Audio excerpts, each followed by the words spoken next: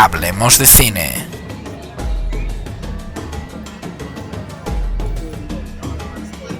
Hablemos de cine.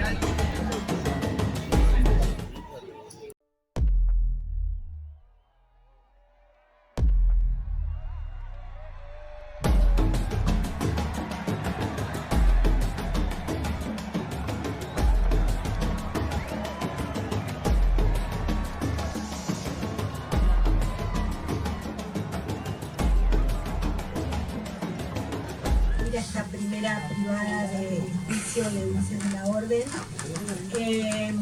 Bueno, les comento que la película en este momento se está pasando en el Festival de Berlín, en la función Forum, que está teniendo una enorme repercusión. Ayer fue la segunda función, el 26 es la tercera. La película dura 177 minutos, 3 horas. Entonces lo que vamos a hacer es, a la hora y media, vamos a hacer un intervalo de 10 minutos. Contamos en esta función con la presencia de Alberto Ponce, el montajista de la película, que como sabrán y ahora van a comprobar, tiene un enorme trabajo de montaje. Entonces va a ser muy interesante poder conversar con Alberto, quienes se quieran quedar al finalizar, para saber cómo fue su trabajo con estos materiales. Bueno, les dejo con Alberto para que le dé unas palabras. Bueno, gracias por venir, gracias por estar acá. Espero que les guste la película, no puedo decir otra cosa antes de que la vean. Y espero que, bueno, nos despertamos al final a las 3 horas. He estado codo a codo trabajando con Ulises en este proyecto desde hace años. Así que bueno, me gustaría preguntarle a Alberto, de todo tu gran trabajo de montaje, ¿qué desafío te presentó esta película? ¿Cuáles no presentó? Sería más fácil de a ver, quiero decirte para eso porque en el intervalo estuve hablando y aclaro para todos porque es una información que no es muy conocida. Cuando termina el juicio, que con la idea brillante de haberlo filmado 2 cámaras y todo eso, luego Alfonsín le encargó a Somigliana hacer una miniserie. ¿Sí? Somigliana empezó a trabajar y se paró 11 horas de lo que él consideraba lo más importante del juicio. Cuando vienen las azonadas militares, cara pintada, papas, todas esas cosas, ese proyecto quedó muerto. Pero esas 11 horas son las que han circulado estos 35 años. Por eso todos los materiales que ustedes ven, todas las películas, todos los materiales de YouTube, todos los programas de televisión, usan el material de esas 11 horas. Entonces nosotros tuvimos acceso a las 530 cassettes, 525 horas más o menos en total, porque algunos cassettes eran más cortos. Entonces nosotros nos vimos esas 500 y pico de horas de serie. Desde el día 1 del juicio, play, y poníamos pausa y tomábamos nota, play, tomamos. Entonces, a ver, desafíos. En los documentales siempre el desafío es encontrar una estructura narrativa, porque no se puede hacer un guión de documental como es en el sentido de la ficción. En este caso, Ulises había hecho unos guiones, varias versiones, a partir de lo que sabíamos de esas 11 horas y de los libros y de entrevistas y todo eso. Obviamente después fuimos encontrando a medida materiales que nos volaban la cabeza, que no sabíamos que existían, y nadie sabía que existía, digamos, con estos 35 años solamente Ulises, Gisela y yo fuimos los que vimos todo el material. Entonces ahí fue el desafío, primero clasificar, o sea, cuando uno tiene tal volumen, selección, jerarquía, orden y ritmo, siempre ese es mi método, selección, jerarquía, orden y ritmo. O sea, selecciono qué nos sirve, le damos una jerarquía de qué es más importante que esto, etcétera, etcétera, y después empezamos teníamos, a ver, lo más importante es sabíamos de algunos temas. Lo que Ulises sabía que quería hablar de la violencia sexual contra las mujeres, de los robos de niños, que eran temas como muy escondidos, que hoy están en el tapete, que hoy son un tema, pero que en la época del juicio no era un tema. No era un tema y sí estaba circulando en el juicio. O sea, pero fue escondido durante mucho tiempo. Algunos temas. Y después salieron otros temas que fuimos encontrando y empezamos a clasificar en temas y subtemas. Temas y subtemas relacionados. Y después teníamos otro que quería Ulises, llamamos casos testigos. en algunos hay una frasecita y nada más que desaparece. Y hay testigos que están más explayados, tienen 3-4 minutos cada. Esos son los casos testigos. ¿Por qué? Porque ejemplifican algunos de estos temas en forma social. El caso de Carlos Labor, de Dagmar Hagelin, digamos, Pablo Díaz, de Nacho Lances, o sea, el tema es este y este caso es paradigmático. Eso, básicamente, la estructura fue eso. Bueno, Inés, en el encuentro con esas 530 horas, en ese trabajo incluido minucioso, y en esa jerarquía, como decís, ¿qué es lo que se decidió dejar de lado? A mí todavía me duele en la estaría mucho de la charla, pero lo hice en chiste, es yo votaba por 2 películas de 2 horas. Yo quería 4 horas. Yo soy el único editor que me da de cortar, prefiero las películas. Si están bien cortadas, no es un problema. No tienen que tener mal. El tema es que estén bien contadas, la narración. Yo creo que dejamos muchas cosas afuera que las extraño, pero bueno, el director es el dueño de la película. ¿No? Y pronto, sí quedaron algunas pequeños subtemitas. Por ejemplo, yo quería hacer mucho más hincapié en el cinismo, que está como esbozado, pero teníamos material para hacer. Una chica contaba que te tenían atada y la estaban torturando, los tipos decían, pasame la mayonesa para el sándwich. Ese tipo de cosas, y aún peores, que daban el nivel de cinismo y de alienación de estas personas. Ya que está la referencia, en la Argentina en 1985 hay un caso que a nosotros nos encantó y lo tuvimos editado, incluso la primera versión era como 25 minutos, y duró hasta casi los últimos armados, que es el caso Fortisosa, que es la madre con los 5 hijos que suben al avión y que los bajan a punta de pistola del avión. Era un excelente caso para ejemplificar que la impunidad, o sea, que podían entrar al aeropuerto, parar un avión, matar gente, salir y que no pasaba nada. Entonces era un buen caso, que lo teníamos, recuerdo, si no recuerdo mal, cuando contamos esta parte de que los desaparecidos están todos viviendo en el exterior. Era un buen momento para contarles que viviendo en el exterior podían hacerlos bajar de un avión. A mí me pasó que yo vi 2 versiones anteriores y me chocaba muchísimo, o sea, imagínate haber visto esta versión, no es edulcorada para nada, pero en otras versiones había, digamos, alta dosis de perversión en el relato, que realmente, como vos decías, choqueaba mucho al espectador. Sí, me acuerdo de esa posición que vos tuviste que era armado 15, si no me equivoco. Sí, lo tengo muy claro. ¿Cuántos armados hubo? 21. El primero duraba 8 horas y media. Hay unos testimonios que nos encantan, que nos duelen. El señor ese que dice, me robaron desde el calzón de la mujer hasta el maquillaje. Bueno, hay muchas frases que quedan como flotando, que son increíbles, son realmente increíbles. Y otra cosa que pensaba mientras lo veía era el peso del silencio. Sí, bueno. ¿No? En la sala. Sí, eso fue la última parte de la construcción, ya en la etapa del ritmo, digamos, después del armado 19 o 20. Entre el armado 18 y el 20 es donde ya sabiendo que la estructura era esa, empezamos a pulir, a ajustar algunas escenas y a lo que nosotros llamamos vestir la película. Vestir la película tiene dos niveles. Por un lado, todos los inserts de los jueces, de los fiscales, de los defensores y del público. El primer armado lo hacíamos sin eso, porque no sabíamos cuánto otra. Entonces cortamos texto y escuchábamos, digamos. Después empezamos a vestir, qué reacción le queda mejor a este texto, ojo no, a un plano público no, porque ya acabamos de poner uno inmediatamente reciente, entonces ese era el vestir. Y la otra parte era las pausas.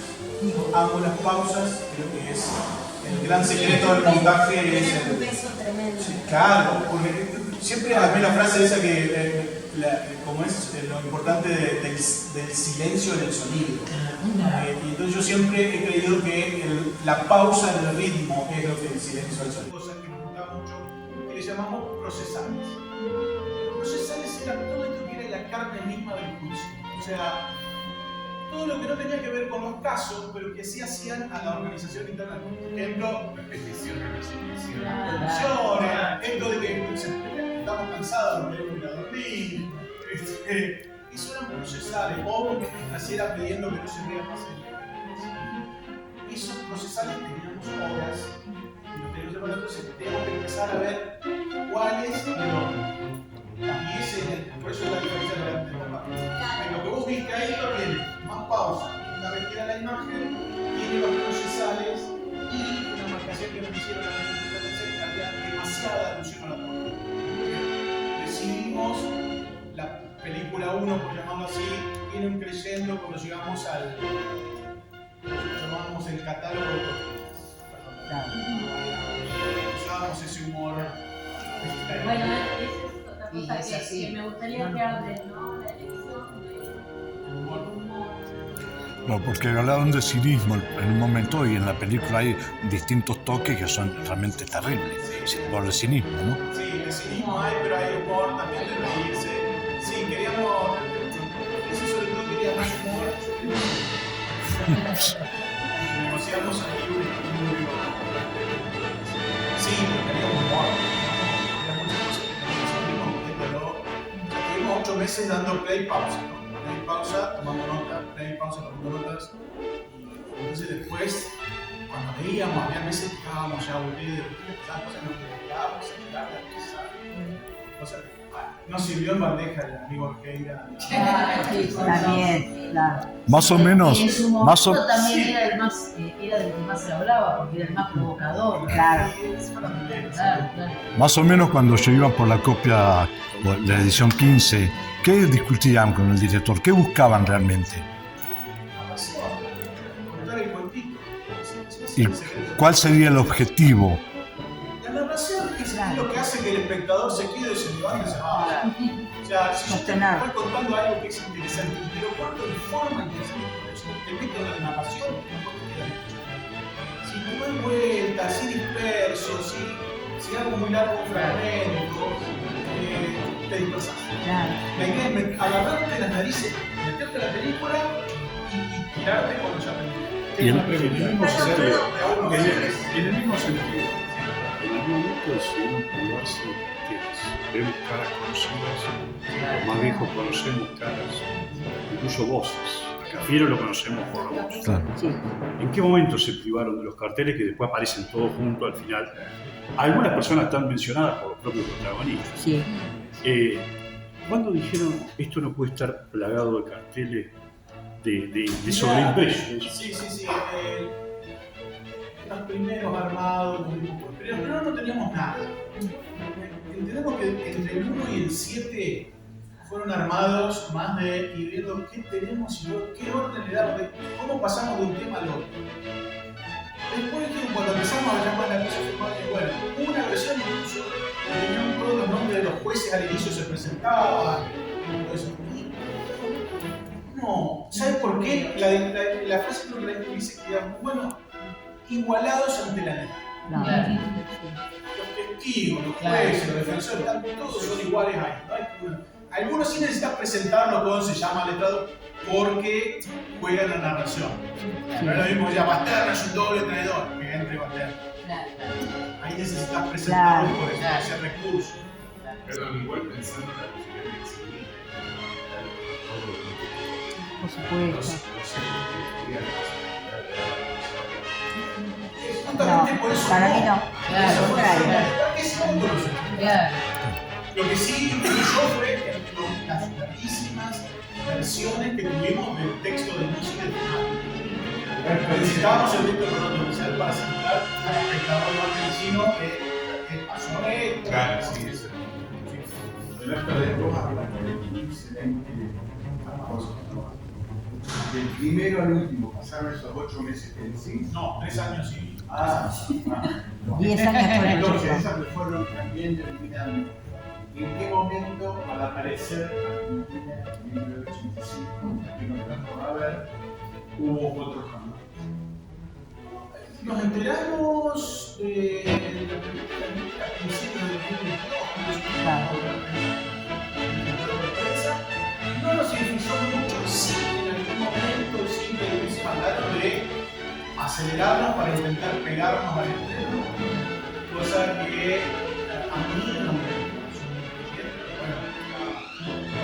Llevamos 3 años laburando en esto, apurarnos ahora en una película que yo faltaba todavía.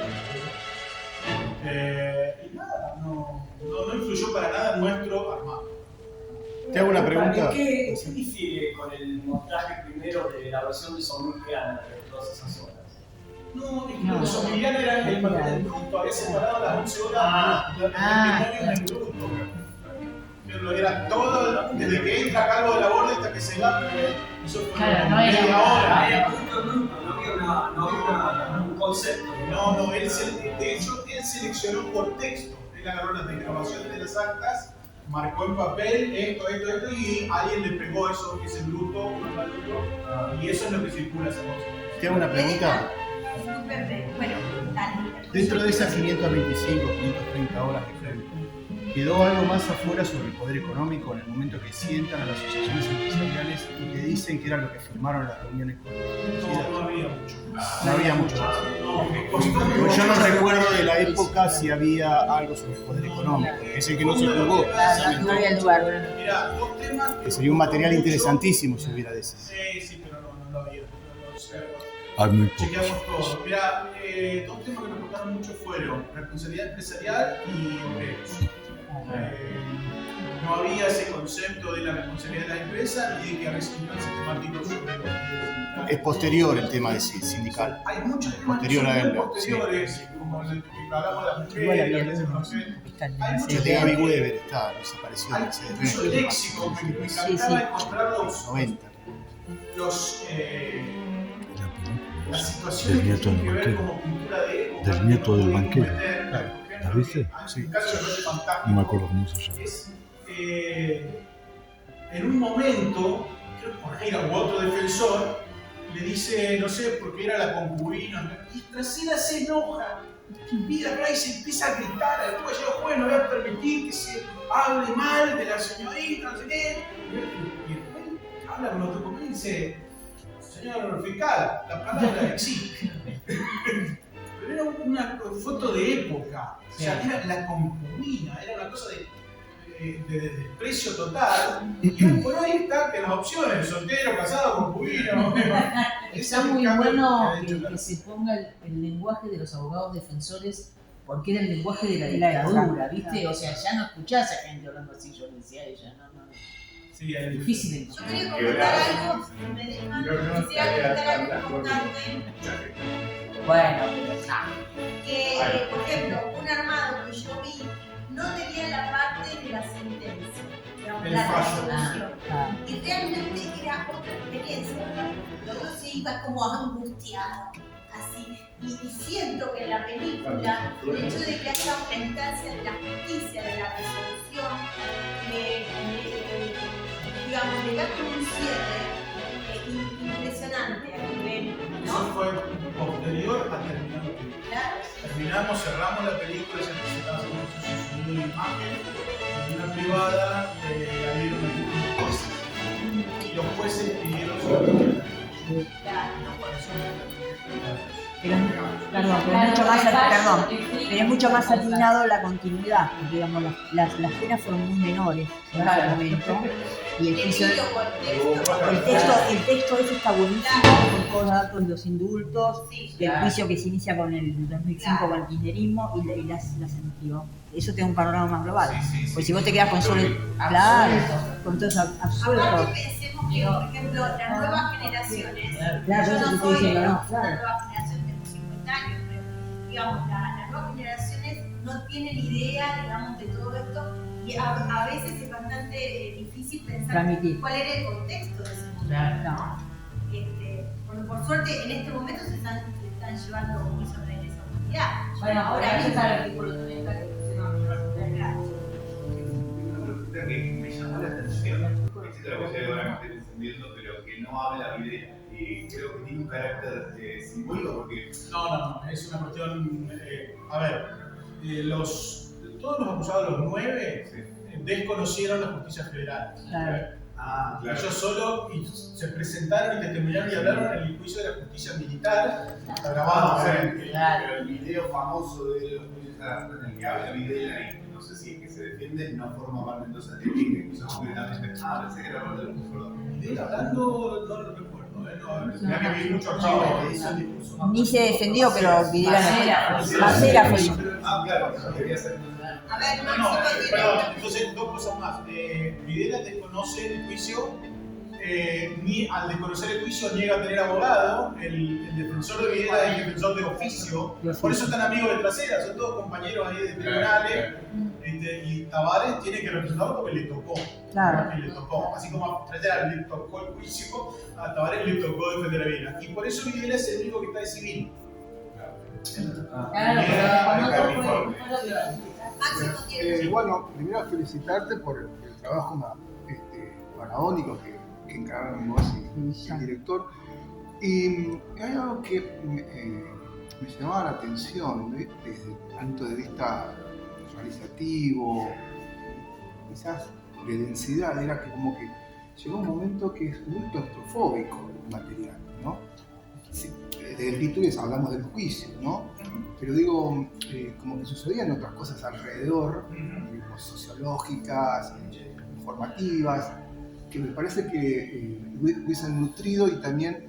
las barajamos y las despertamos. Pero, claro. Está claro el hay una enfoque. restricción que todo sucede en ese cuadro. Está claro lo que está inventado. Sí. Es lo que quiere contar. Tenemos fotos, buscamos, leímos muchísimo.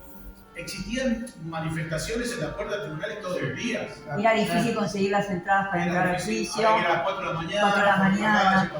Nosotros sabíamos, eso lo tenemos quitado. En un momento así como decidimos quitar los nombres, dijimos, no, que todo suceda acá adentro. En una de las tantas versiones de guión, creo que Ulises hizo 33 versiones de guión. El coproductor francés le costaba mucho conseguir dinero para poner en una película donde ya está todo filmado y nada más. Entonces insistía con un narrador. Entonces hubo varias versiones. Durante muchos meses manejamos la posibilidad de que haya un investigador que entra, que recorre, que va contando no. Incluso en una versión había una cosa loquísima que era filmamos a nosotros editando en un estudio con un fondo negro para ir y venir los fragmentos. Y a él tampoco, pero entre todo lo que trata en un momento de yo quiero hacer de Z, sin narradores, sin entrevistas, y los carteles surgieron después durante el proceso de cine. Sin música de fondo. Sin música. Dos cositas que quiero muy bien la publicidad de los acuerdos de defensa en cuanto a lo ideológico, con todo esto muy bien escrito. Y por otra parte, cómo queda desarticulada la defensa en todas y cada una de sus incidencias. Queríamos tener las dos campanas, pero siempre hay una que se va a tapar a la otra. Queda muy evidente que ahora que la vi me ha olvidado algunas cosas. Es interesante como porque lo dijeron recién la palabra, creo que toda la defensa se basó en el negacionismo. Totalmente, bueno. No hubo represión, no hubo desaparecido, si hubo acción nosotros no nos enteramos, porque eso es lo que argumentan en el final, o sea, si no hay conocimiento no hay delito. O sea, es el negacionismo y su máxima expresión. Sin el cuerpo no había... Claro. Eso es Videla. El simbolismo ideológico frente a demonios con hechos. Alberto, hay una etapa, digamos, que es la que viene de esta película, que es la restauración de los materiales, ¿no? No sé, todavía no lo dimos a conocer de forma formal, pero se va a trabajar en reconstruir esas imágenes, el archivo completo, para que quede, ¿no?, una memoria de ese archivo y se restaure porque estaban a punto de perderse. Sí, ¿no? le hago una pequeña historia. Te cuento una pequeña historia, no tan pequeña, pero sí muy sabrosa. Que así como vinieron las gasonadas militares y se paró lo de la miniserie de Sorigliana, cuando vienen las gasonadas, estaban todos, durante el juicio ni hablar, pero después estaban todos los jueces muy amenazados, toda su familia, todo. Y en un momento ellos tienen miedo de que con estas gasonadas se perdiera todo y buscan contactos y logran que una asociación europea los invite y ellos se copian el material en VHS completo, el tipo de hora, los jueces, y se llevan en sus maletas, ellos los sus esposas llevan la maleta y lo depositan en el Parlamento noruego. Por eso hay construcción. Entonces, después de muchísimo, de casi un año de hacer gestión de Gisela Peláez como asistente de dirección y director de producción, después tendré un capítulo sobre Gisela porque hizo una labor increíble. Ella logró el contacto con la gente noruega y después de un año y pico, un año y medio, casi 2, logramos acceder al material de Noruega. ¿Qué pasó? Ahí nos encontramos con dos cosas. Por un lado, el material argentino estaba hecho percha, Más VHS.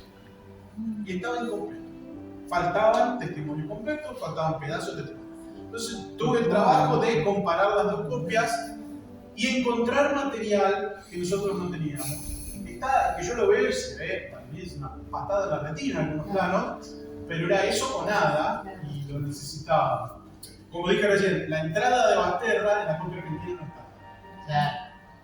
Son ese tipo de cosas. Lo de la nuce estaba mejor, acá estaba, pero hecho mierda de imagen. Casi no se veía, solo teníamos el ¿Ustedes audio. con qué material trabajaron? Con esa copia hecha mierda de Argentina. Primero. Estaba acá. Sí. Memoria Abierta tenía solo eso. Memoria Abierta, gracias a Dios, nos dio el material, nos dio esos puntos AVI, pero esa captura estaba muy mal hecha, incluso con interferencias de celulares. Vieron que el plano es en blanco y negro, porque están así en el original, en blanco y negro. Y en la copia noruega también están en blanco y negro. Todo eso ya está digitalizado. Es que sí. No editado, digitalizado. Sí, por eso trabajamos con esas horas. A ver, el material se filmó en cassette mático. Sí. En el 2011 eso se digitalizó en un convenio con la Universidad de Salamanca. Esa copia es la que llamamos copia argentina, del 2011, un punto AVI, a mi juicio, muy mal hecho. A mi juicio, hablo por mí, no por la película. Y entonces, la copia noruega tampoco estaba muy bien. Primero porque los jueces se llevaron en cassette VHS en velocidad EP, ¿se acuerdan que se grababa 4 horas y se hacía mierda la calidad de la imagen? Bueno, eso es lo que se llevó a Noruega. Y así todos preferimos usar eso, en algunos casos porque estaba mejor que lo de acá. Y después cuando lo de Noruega lo llevan a Holanda a digitalizar, lo comprimieron tipo un celular. Entonces había que estirar la imagen de una imagen partiendo de velocidad mala, o sea, era un... Pero bueno. Queda claro que cada vez que decís que era mala, hablas siempre de lo técnico. De lo vos, técnico, ¿no? de lo técnico. Eso es imagen, sí. En la cámara federal. Están en una habitación donde hicieron el bibliorato y arriba bueno, eso es lo que estaba contando Silvia. A ver, yo quería hacerle el prólogo de por qué todo el material está mal y dónde está. Ahora la Ford Foundation va a pagar la restauración y la unificación. Se va a dar el material que está solo en Noruega, aunque sea de mala calidad, y que completa la copia argentina y la parte que está mejor, y todo eso se va a restaurar a 4K y ese es el material que va a estar a disposición, suponemos, en unos años. Supongo que lo sabrás, pero te doy un dato. En el archivo de la Nación hay también material. En el archivo general de la Nación hay una copia que cuando Ulises la fue a buscar no se la quisieron dar. En el canal 7 hay otra copia que cuando Ulises la fue a buscar no se la quisieron dar. Y en Memoria Abierta hay una copia que sí se la quisieron dar. ¿El Archivo General de la Nación no se lo quisieron dar? Y la Cancillería no cuenta eso, En ese momento el director era Miguel Pereira, que desconfió de Ulises y yo no sé qué quería hacer vos con este material. No, yo les cuento que la Cancillería va a dar un texto de Ulises de la Orden donde cuenta que antes no pudo acceder porque había burocracias que le impedían acceder a ciertas copias hasta que se llegó a esta instancia de memoria abierta. Y también tiene que ver con que esta película, digamos, pone en primer lugar los organismos de derechos humanos y la lucha que llevaron a cabo hasta llegar al día de hoy. Sí, eso es una gran diferencia de, digamos, de postura ideológica. Que aclaro y al parecer muy, hay que ser muy claro con esto. Memoria Abierta con nuestra libertad absoluta, solamente puso una condición. Digo, no avalamos la pelea. Claro.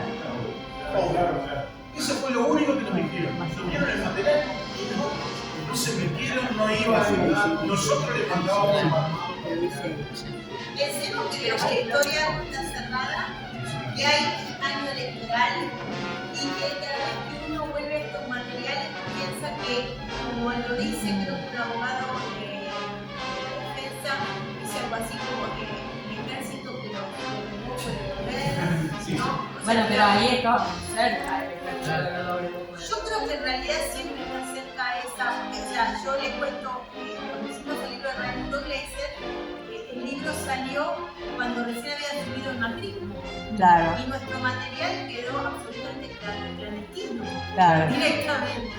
Entonces digo, en este año, Son momentos. 40 años de democracia interrumpida, un año también electoral, con la fuerza de la derecha, digamos, fortaleciéndose de alguna manera, que es importante que hayan hecho esto, que más que una película es un documento, ¿no? Porque aporta, digamos, una novedad para que otros lo estudien, ¿no? Nosotros siempre tuvimos claro eso. Yo en general siempre le digo a los periodistas, cuando películas de ficción, dicen, ¿se entiende, no se entiende? Yo digo, las películas hay que analizarlas como que nos va a ver un coreano en los 50. Claro, lógico, lógico.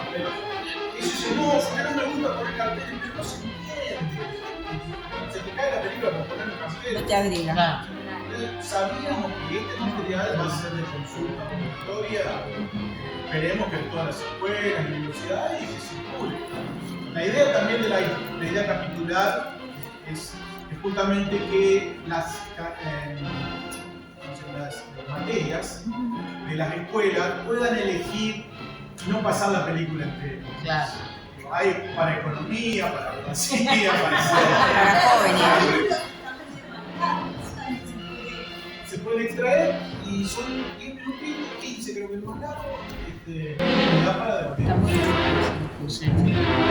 Hablaste de tres personas, dices vos. Sí, sé la tercera persona. Ella Peláez. Ella es la directora de producción y la creación de asistente de dirección.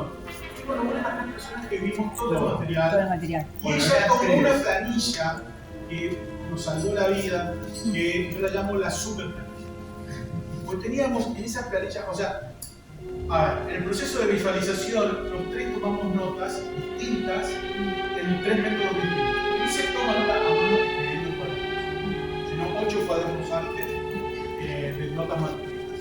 Yo en el timeline de la computadora voy poniendo mis marcas, mis notas. Y Gisela hizo una planilla que me solucionó muchísimo después en tal volumen de material, porque las columnas iban poniendo los nombres del que hablaba, se hacía mención a tal caso, esto pertenece a tal tema. Entonces después para buscar y cruzar claro, incluso teníamos una que me sirvió mucho después, pero varios años después, pero me sirvió, siempre me daba mucha risa, la columna de vestuario. ¿Por qué columna de vestuario? Porque los jueces cambiaban los trajes y la corbata por la continuidad. Entonces, tenemos día por día cómo está vestido cada juez. Entonces, cuando yo necesitaba tapar un corte, necesitaba un plano de la mañana, listo, porque corbata roja, listo. La mañana, corbata roja. Bien. Claro, excelente. Ahora, siendo tres, así vamos poniendo en la responsabilidad, había el momento 2 y 1. Digo los cortes para ir llevando este al final de edición. Ah, sí. En realidad los cortes de edición ya lo hicimos muy seguido solo, porque Gisela pasó a parte de producción. Ella gestionó todo el material de Noruega y otras cosas. Sí, en 2 es más. Ulises es muy tranquilo para trabajar. Y no tuvo que encuadrar en ningún momento. No fue director in situ. Claro, pero sí había muchas cosas, por ejemplo, esto de la discusión de más irónico, menos irónico, este sí, este no. Hay cosas que yo este año que volvería a poner y que a él ya no me va acá. Y sí coincidíamos en la cuestión macro, ¿no? Sí, este capítulo va acá o acá, viene de este, pasa a este otro tema, porque esto si no funciona, este está largo. Hay que ver qué le cortamos a esto. O sea, esto lo dice tal persona y lo dice mejor, ahí tengo. Pero no. Y ahí se eligieron los nombres de cada capítulo. No, desde el inicio se veían. Al terminar la visualización, los nombres de los capítulos cambiaron hasta la última versión. Desde la 1 hasta la 21, desde la 0, la primera ya llamamos 0. Hasta la 21, los capítulos. Lo único que sí es que cuando yo le planteé a Ulises que el nombre del capítulo sea una frase de alguien que lo diga, recuerdo yo había usado en otro documental con Diego Lerman, eso le gustó y encontrar esa frase fue muy difícil, porque había frases muy fuertes, pero que no nos daban por extensión el tema. Entonces, por ejemplo, recuerdo ahora el de Noche de los lápices, jóvenes estudiantes. Claro, ese se llamaba realmente cada 31 de diciembre, por la frase de Pablo Díaz que dice cada 31 brinden por nosotros. Sí, claro. Era durísimo, pero no da la connotación de jueves. Claro. Cuando revisando el material de Noruega, recordamos antes que no la teníamos en la versión argentina y además nos sirvió para separar el caso de Noche de los lápices del colegio. Son los dos casos entre Antes se hablaba de la circulación y bueno, a mí me encantó ver a las madres y a las abuelas en el juicio porque en ese sentido está bueno que se señora. No es que sean cosas distintas como las funciones, capaz en la gran ausencia me parece era como hasta que se dio un pañuelo adentro. Eso me pareció, capaz no es una pregunta simultánea, pero me pareció espectacular y necesario. No, lo teníamos claro que queríamos hacerlo. No sé lo que. Y de hecho, en una de las proyecciones lo vieron algunas madres y abuelas y quedaron muy contentas. Te hago una digresión, discúlpame, te hago todo. En ese año, la Asociación Madres de Plaza de Mayo, que presidía Edo Bonafini, estaba en contra de los juicios. Porque para ella no confiaba en la justicia, que era una justicia burguesa. Bueno, entonces, la madre que declara, que es María de Rosario Cerruti, por el caso de Santa Cruz y de las madres, lo hace, digamos, a título personal. No la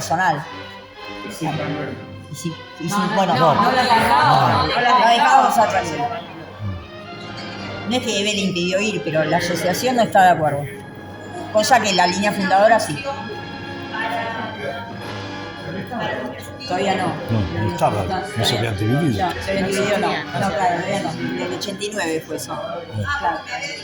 No, 87, 87. Ah, no, la cortina fue así. Y el día de la sentencia fue. Claro. Después de que hicimos una privada el año pasado con los jueces. Algunos vinieron y el campo fue impresionante, de verdad. Era increíble porque los jueces estaban viendo la película y se reían como si fuera un viaje egresado. Eso lo contaron en esa reunión que hicieron por la película, por la ópera, contaron que habían ido a ver el documental. Claro. Y se reían y decían, vos estabas pelado, ay, qué bien que hiciste esto, ¿no? Era muy loco ver esa película en esa... Claro.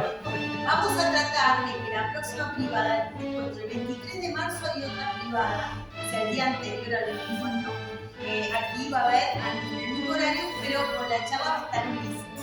Y la idea es que también estén invitados los jueces. Así que todos ustedes están invitados a venir a esas charlas, porque ya vieron la película. Tengan en cuenta que Ulises de la Orden va a estar disponible para el evento del 15 de marzo al 24 de marzo. Después se va a Francia a presentar la película en un festival. Y en abril, todo abril en el Malva. Todo abril en el Malva y mucho más que No, todavía no para está empezar. cerrado. Para Claro.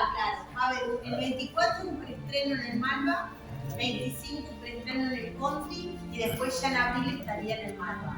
Siempre con esos 10 minutos. El intervalo es un misterio. Hay gente que lo prefiere y gente que no. Yo dije que sí, porque no sé si ustedes... Cosas que no molestas. ¿Les parece? Está muy bien narrado, la verdad. Y el Sí, video sí. por capítulos. Para nada.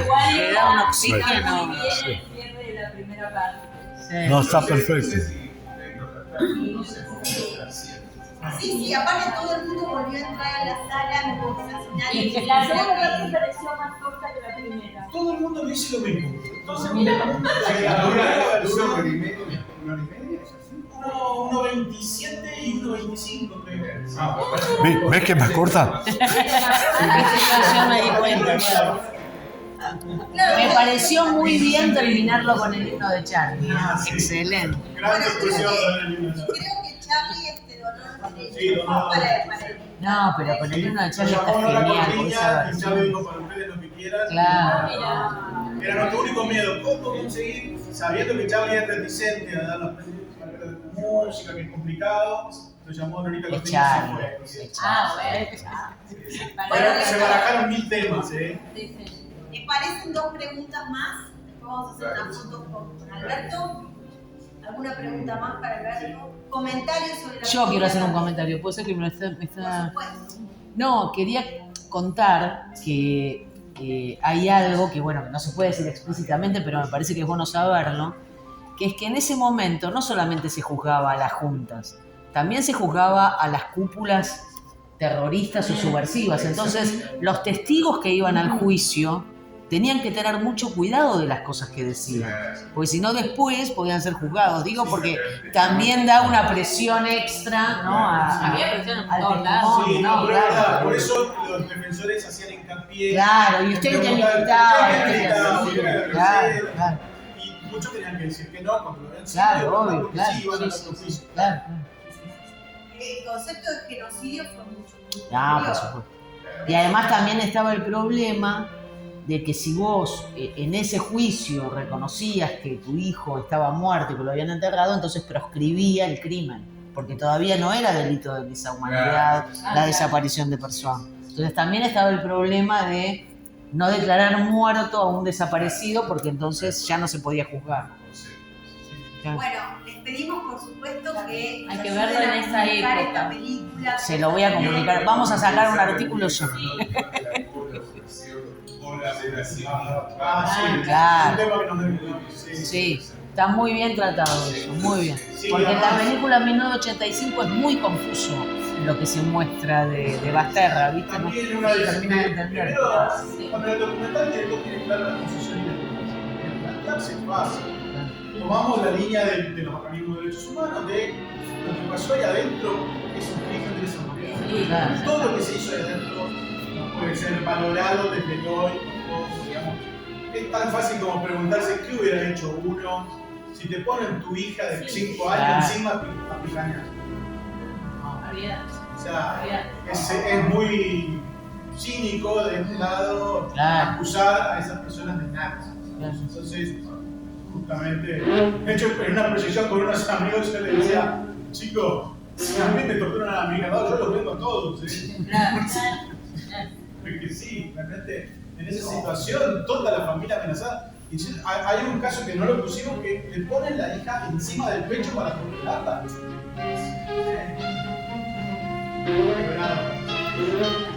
Bueno, muchísimas